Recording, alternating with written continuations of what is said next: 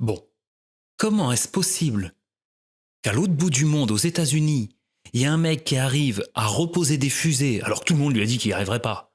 Que le mec monte une marque de voiture électrique, qui est la marque dominante dans le monde sur les voitures électriques, puis en plus, qui rachète un réseau social et qui...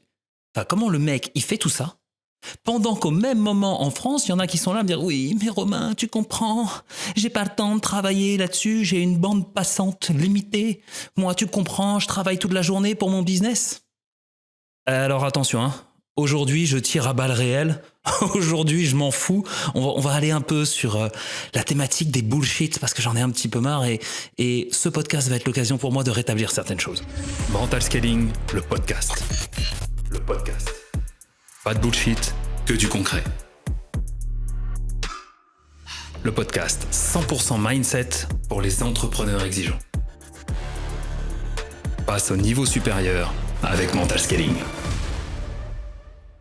Quand on parle de bullshit, on parle souvent de moyens de justifier notre absence de résultats, notre incapacité à agir. Et puis, bien évidemment, hein, c'est vrai Romain, je te dis, hein, non mais c'est vrai hein, ce que je dis. Oui. Chacune de ces excuses est toujours plus vraie que l'autre, etc., etc. Non, la vérité, elle tient en 3 points très simples. Le premier, c'est que la vie que tu mènes est la résultante des choix que tu as faits. Deuxièmement, les choix que tu as faits sont les résultats des peurs que tu t'autorises à affronter. Toujours. Les peurs que tu affrontes sont conditionnées par les croyances que tu entretiens ou celles dont tu te libères. Point barre. La vie que tu mènes égale la qualité de tes croyances. Croyances de merde égale vie de merde. Et c'est tout. Voilà, merci de m'avoir écouté pour ce podcast. À bientôt. Bien évidemment que je ne vais pas te laisser là-dessus. Bien évidemment qu'on peut aller plus loin. Ce que tu dois impérativement comprendre, c'est la vie que tu mènes aujourd'hui ou la vie que tu ne mènes pas aujourd'hui est conditionnée par ta psychologie. Point. Bon, je vais quand même aller plus loin. Prends une action que tu fais bien aujourd'hui. Peu importe ce que c'est. Quelque chose que tu fais, peut-être que tu as galéré à faire il y a quelque temps ou longtemps, et aujourd'hui qui est comme naturel pour toi. Moi, par exemple, en 2005, je me suis inscrit dans un club de Krav Maga. Je me souviens très bien de ma séance d'essai, j'étais assis dans un coin de la salle, je regardais le prof faire, je me dis « Oh, mais c'est un tueur ce gars, oh là là, laisse tomber !» Et je me racontais tout un tas de trucs. Et je me suis inscrit. Et j'ai continué de m'entraîner. Encore et encore. Et puis j'ai fait ça pendant 5 ans. Et au bout de 5 ans, je me suis retrouvé dans un examen pour avoir une ceinture noire. La difficulté, elle a été progressive. À chaque niveau, chaque ceinture, son niveau de difficulté. Mais un jour, j'ai passé une ceinture noire et je l'ai obtenue. Et quelques années après, j'ouvrais mon propre club. Et quelques années après, j'étais le club référence dans le sud de la France. Bien évidemment, si j'avais dû me projeter en 2005 au moment où je passe la porte de la toute première salle où je suis allé, ça aurait été impossible pour moi, inconcevable. Mais quelques années après, c'était juste normal en fait. Pareil quand j'ai passé le permis moto. Pendant des années, j'ai entretenu le truc dans ma tête que j'étais pas au niveau, que la moto c'était pas pour moi, c'était trop compliqué, j'en avais jamais fait étant petit, j'étais jamais même monté sur une bécane. Et puis un jour, je me suis inscrit au permis. Et puis j'ai passé le permis, et aujourd'hui je conduis la moto tous les jours. Et c'est naturel, pour moi, j'y réfléchis plus. Et pense-toi, il y a forcément des choses, ne serait-ce que faire tes lacets.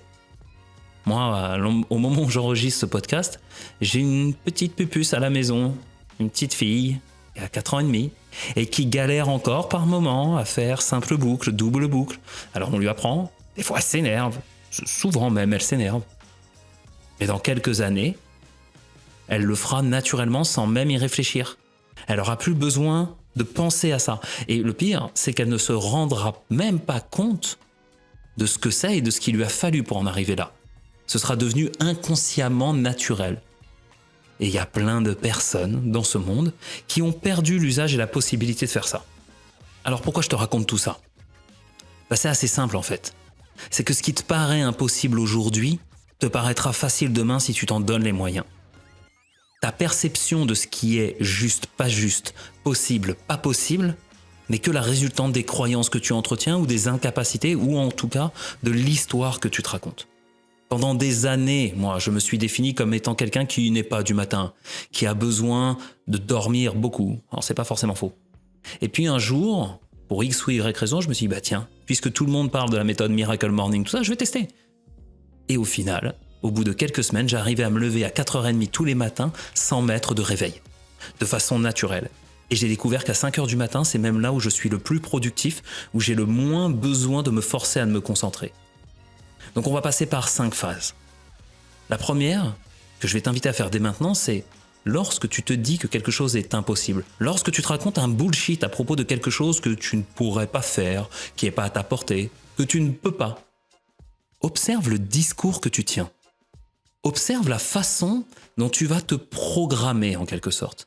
La façon dont tu vas te conditionner à te convaincre que ce n'est pas possible. Je le répète souvent, hein. On a des stratégies pour tout, on a des stratégies pour réussir, mais on a beaucoup de stratégies pour nous conditionner à échouer. Et là, c'est ce que je te demande. Observe simplement, dans une situation que tu choisis, le discours que tu entretiens. Qu'est-ce que tu te dis sur ce que tu n'arrives pas à faire ? J'ai beaucoup d'entrepreneurs qui viennent à moi en ce moment parce qu'ils ont une sorte de perte de sens, perte de motivation. Et le pire, c'est qu'ils ont du succès. J'en ai quelques-uns qui ont écrit plusieurs livres, mais ça les rend pas heureux. Ils étaient persuadés par le passé que lorsque le business allait décoller, qu'ils allaient avoir de la réussite financière, qu'ils allaient atteindre leurs objectifs, ils seraient vraiment heureux. Et ils se rendent compte que non. Et là, c'est la catastrophe. Parce qu'ils n'ont plus rien sur quoi se raccrocher. D'ailleurs, je t'invite à aller écouter l'épisode sur le why et tu en apprendras un peu plus là-dessus. Quel est le discours que tu entretiens quant à capacité, quant à ton incapacité de passer à l'action ou de changer les choses ? Comme je te le disais, il y en a beaucoup qui ont passé des années à construire un projet, un business qui aujourd'hui tourne, mais qui ne les rend pas heureux. Et à la question, qu'est-ce qui t'empêche d'arrêter ? Il y a souvent une peur qui émerge. Oui, mais tu comprends, Romain, je peux pas tout quitter comme ça. Qu'est-ce que je vais faire avec ma famille ? Comment je vais payer mes charges, mes loyers ? Comment je vais nourrir mes gosses ? Et c'est un problème pour toi de recréer quelque chose ? Ouais, mais je veux pas avoir fait tout ça pour rien. Et là, on tombe dans une suradaptation, dans un déballage de bullshit, dans tout un tas d'arguments qui visent à justifier que la personne ne peut pas passer à l'action, plutôt que d'essayer de trouver des pistes, des voies, des solutions, surtout, qui visent à l'empêcher de s'écouter. C'est pour ça que là, je t'invite à prendre dès maintenant un peu de recul sur le discours interne que tu tiens. Comment est-ce que toi, tu te conditionnes à avoir peur ? Quelles sont tes stratégies de fuite ? Et surtout, quels sont les bullshit que tu te racontes aujourd'hui pour légitimer le fait que tu ne peux pas atteindre ce que tu veux ? Une fois que c'est fait, tu arrives sur le deuxième point, la prise de recul. Si jamais c'était quelqu'un d'autre qui te tenait ce discours, qu'est-ce que tu lui dirais ? Si jamais c'était ton enfant, un ami, un client qui devait tenir ce même discours, qu'est-ce que toi tu en penserais ? C'est très facile de coacher les autres, c'est facile de donner des conseils, mais le plus dur c'est de se les appliquer à soi. On va pas se mentir. Alors, imagine que tu t'adresses à quelqu'un d'autre. Prends du recul sur le discours et observe s'il est bien fondé finalement. Et ça nous amène directement sur le troisième point. Accepte de remettre en cause tes certitudes. Accepte de remettre en cause que ce dont tu es convaincu peut évoluer. C'est peut-être vrai à un instant T, c'est peut-être vrai dans un certain contexte, ça peut être vrai pour toi par le passé, mais est-ce que c'est vraiment vrai ? Est-ce que c'est une vérité universelle ? Et d'ailleurs, est-ce que quelqu'un a déjà fait ce que toi tu penses pouvoir faire ? Tu verras que bien souvent les réponses sont oui. Bien souvent tu vas te rendre compte que c'est toi au final qui te raconte tout ça. Et si c'est toi qui entretiens ce discours, c'est aussi toi qui peux le désamorcer. Alors, on passe à la quatrième étape. C'est quoi la vérité en fait ? C'est quoi la vraie raison qui fait que tu n'oses pas y aller ? C'est quoi la vraie peur ? Et alors peut-être que en faisant cet exercice, toi, tout seul, de ton côté, derrière cet écran, tu feras preuve d'un peu d'honnêteté parce que quand moi j'ai un prospect des fois en face de moi et mon travail, c'est de le mettre face à ses peurs. Waouh ! Romain, j'ai l'impression que tu me forces à faire des choses. Non, en fait. T'es en train de me raconter des bullshit, je te mets le nez dans la merde et je te laisse dedans. Et ça, c'est très inconfortable, très très très inconfortable. Mais en même temps, tu fais appel à moi pour que je t'aide à avancer, non? Pas pour que je te conforte dans ce schéma. Donc si tu as du mal à assumer cette vérité, peut-être que, avec ma voix au creux de tes oreilles, entre toi et toi-même, tu peux te poser cette question. Est-ce que j'ai vraiment envie, ou est-ce que je vais réussir à remettre mon schéma de pensée en cause? Est-ce que je vais accepter de me raconter la vérité, au moins à moi-même? Et puis, est-ce que je vais accepter de faire quelque chose de nouveau, de penser différemment? Si tu veux obtenir des résultats que tu n'as jamais obtenus, tu vas devoir commencer par penser d'une manière différente. Et c'est ce que je t'invite à faire dès maintenant. À prendre du recul sur le schéma de pensée que tu entretiens et à le modifier, à voir comment tu pourrais te raconter d'autres choses. Après tout, si d'autres ont réussi, pourquoi pas toi? C'est quoi les peurs que tu entretiens? C'est quoi les craintes? C'est quoi le besoin qu'il y a derrière tout ça? Je peux pas, c'est impossible, je suis pas capable. Commence par accepter la vérité, s'il te plaît. La vérité, c'est quoi? C'est pas que tu ne peux pas, c'est que tu as la trouille. C'est pas que c'est impossible, c'est que t'as pas envie. C'est pas que t'es pas capable, c'est que t'as la flemme de te bouger le cul pour obtenir ce que tu veux, parce que c'est beaucoup plus rassurant de rester dans un petit monde qu'on connaît, qui est bon. C'est pas pire, il y a pire, ça va, je suis pas à plaindre. Mais à côté de ça, le temps il passe. Ta vie défile, et toi intérieurement, tu sais que t'es pas vraiment heureux. Donc raconte-toi au moins des vraies histoires. Et ça peut même être, ouais, je suis qu'une merde, et puis voilà, c'est ok. Oh, mais Romain, t'es coach, comment tu peux dire ça? Ça me choque venant d'un coach tel propos. Bon, déjà je t'emmerde, hein. Et puis moi j'ai subi des violences psychologiques toute mon enfance, ok? J'ai subi 20 ans de harcèlement parce que les personnes qui devaient justement sortir du bullshit et voir la vérité en face ne l'ont pas fait. Et aujourd'hui c'est intolérable pour moi. C'est une partie de ce qui m'a conduit à faire ce que je fais aujourd'hui et à être animé par ces sujets. C'est parce qu'il y a des personnes lâches qui ne font pas face à leur peur que cette société maintient le statu quo et qu'on nous fait faire un peu tout ce qu'on veut et n'importe quoi. C'est parce que certains maintiennent le statu quo et ont peur de s'opposer qu'il y a des gens qui continuent à avoir des comportements absolument dégueulasses. Mais j'irai pas plus loin aujourd'hui dans ce podcast parce que bon, ce sont des trucs de coach et de thérapeute et crois-moi, je pense pas que tu sois prêt à entendre ce que moi j'entends des fois. Alors je sais que ce discours il est peut-être un peu difficile pour certains, mais crois-moi, après avoir vécu 20 ans d'humiliation quotidienne et quand aujourd'hui tous les jours j'entends des histoires à vomir, eh ben il y a deux choix. Soit tu te bats pour plus jamais que ça n'arrive ni à toi ni aux autres, soit tu baisses les bras et tu passes à côté de ta vie. Moi, je suis intéressé que par les personnes dans la première situation. Les gens qui préfèrent baisser les bras, se raconter des bullshit, qui préfèrent se mentir à eux-mêmes, mentir à leur entourage parce qu'ils n'ont pas le courage de faire ce qui est nécessaire, vous pouvez tout de suite vous désabonner de ce podcast. Et pour les autres, si c'est pas fait là, faites-le maintenant. Parce que je vais avoir plein de cadeaux dans tous les épisodes qui vont suivre et notamment dans celui-là. Voici le cadeau là que je te fais aujourd'hui. Premièrement, c'est ok d'avoir peur. C'est ok d'avoir peur. Moi, tous les jours, j'ai peur. Tous les jours, j'ai peur de ne pas être assez à la hauteur pour mon enfant. Tous les jours, j'ai peur qu'à un moment, il se passe quelque chose et que je ne pourrai plus subvenir à ses besoins. Tous les jours, j'ai peur quand je poste sur LinkedIn de ne pas avoir fait la bonne phrase, la bonne accroche, le bon truc. Tous les jours. C'est ok. Le problème, c'est d'être submergé par sa peur. Et là encore, je t'en renvoie sur l'épisode que j'ai enregistré, faire de la peur un moteur, tu auras pas mal d'éléments de réponse.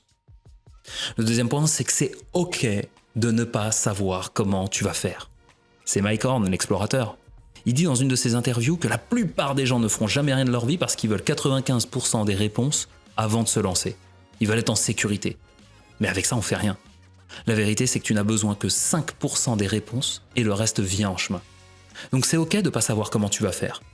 Tu dois tout miser sur ta capacité à trouver des solutions, sur ton mindset, qui va plutôt que justifier pourquoi, chercher comment.